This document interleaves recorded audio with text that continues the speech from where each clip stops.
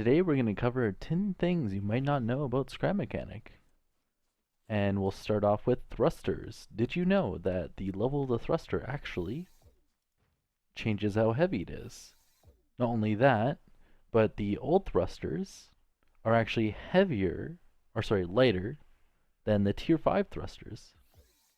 Oh, and of course, gotta love scrap mechanic bugs. So let's reset that as well so you can see that, so it's not biased. Yeah, there you go. Then we'll go over the next thing.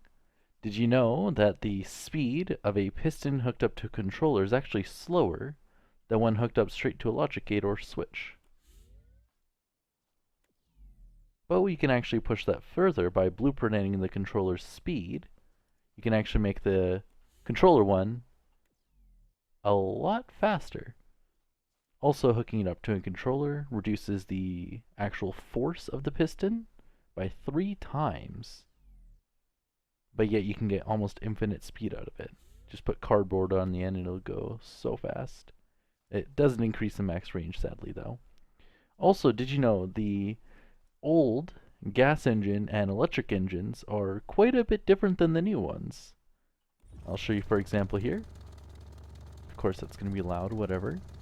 So the new electric engines compared to the old ones are over double the speed. And yet the gas ones are around the exact same speed. But not only did the electric engines get a boost in speed, but the gas engines actually got a boost. Oh? Ah, yes. Because the bearings, of course, just had to rotate. Let me just do this again. There we go. But the gas engines actually have more torque than any of the other ones. But yeah, all of these are on max. So yeah, the max level gas engine actually overpowers the max level of electric engine. Even though the actual level here, the speed here, that only changes the speed, while in gas engines it changes the actual torque. So it's kind of funny that not only did electric engines now become quite a bit faster. I'll just zoom in a little bit there.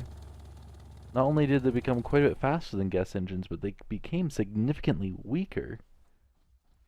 Then we'll go on to the next thing. Did you know that you can actually get thrusters and engines and stuff to use up fuel?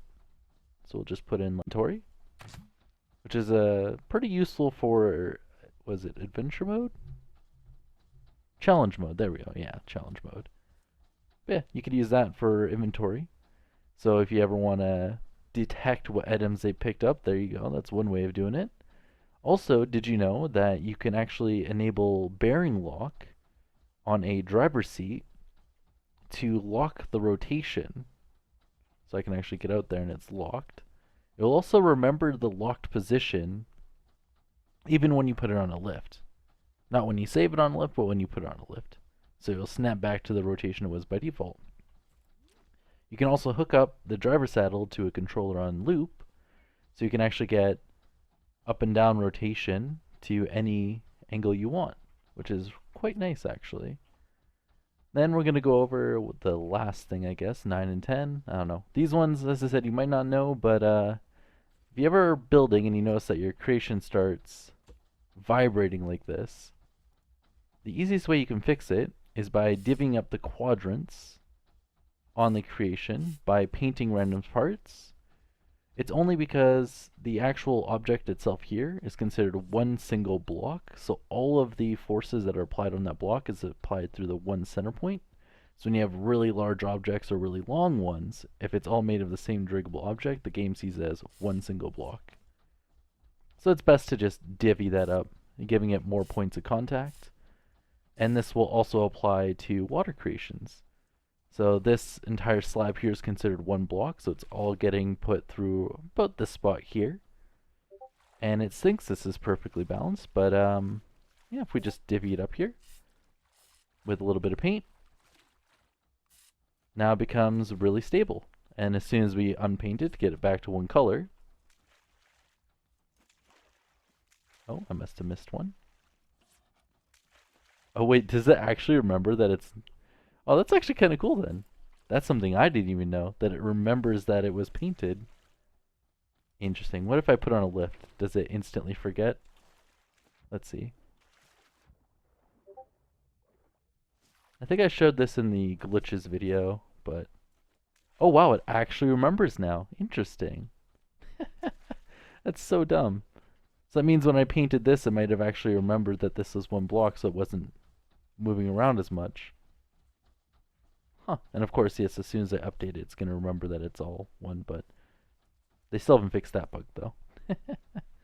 Oh, but yeah, if you learned anything new, please like the video, as it will encourage me to make more kind of videos.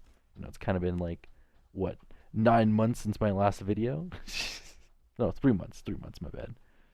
But yeah, and if you, I don't know, want to see other more content, I have quite a bit more. I don't know. You know what? I'm going to shut up. I don't need to shill. If you guys like it, you like it. If you don't, then, you know, dislike it. Why not, right? It's all freaking user feedback anyways. And I'll see you guys in the next video. Bye.